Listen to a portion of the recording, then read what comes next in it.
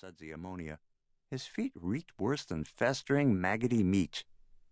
But if you didn't count sneezing or foot stink, Cheyenne and Wally were model children.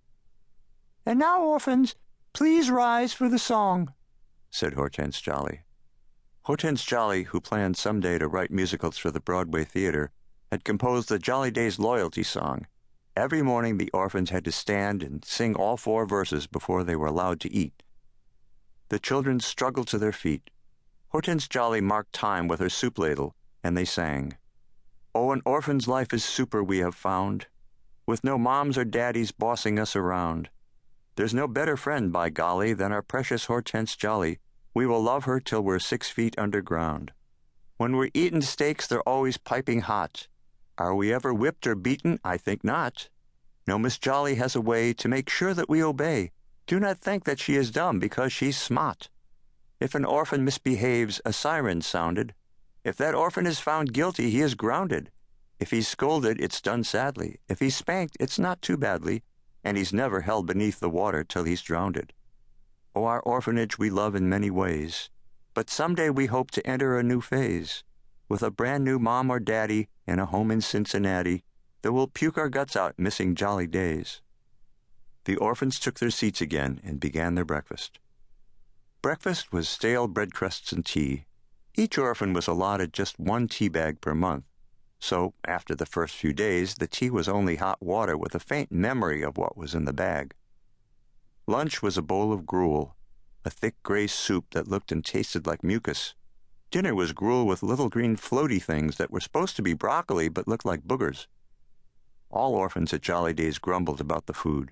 All orphans but Cheyenne. "I suppose you like eating mucus with boogers for dinner every night," said Wally to his sister. "Oh, Wally, for heaven's sake, it's not mucus with boogers. Achoo! It's soup with broccoli," said Cheyenne. "And things here could be a whole lot worse." "How could they possibly be worse?" Wally asked. "Well, achoo! We could be chained to the wall and forced to eat spiders," said Cheyenne. "That could still happen," said Wally. "Or there could be no Saturday night treat," said Cheyenne. "Oh, right," said Wally bitterly. "What would we do without the fabulous Saturday night treat?" Every Saturday night as a special treat, the orphans were allowed to share a chock-a-doodle-doo chocolate bar. Because there were 38 orphans at the Jolly Days orphanage, a chock-a-doodle-doo bar, split 38 ways, gave each orphan a piece of chocolate the size of a pencil eraser. Every day the orphans at Jolly Days had to do 6 hours of chores. Every day they washed the dishes with boiling water. Every day they took large, greasy pots and pans caked with baked-on brown crust and scoured them with steel wool. Every day they washed the windows, chipped rust off the pipes with hammers and chisels, and cleaned the toilets with strong hospital soap. Every day they made up the smelly beds, did the stinky laundry, dusted and mopped the sticky floors with ammonia. At the end of each week, whichever orphan had done his chores the best won a prize. The prize was that he got to wax and polish Hortense Jolly's red and white 1956 Oldsmobile convertible.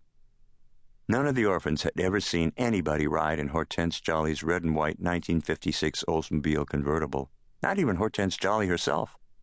But the car was so shiny after all that waxing and polishing, you couldn't stare at it directly without hurting your eyes.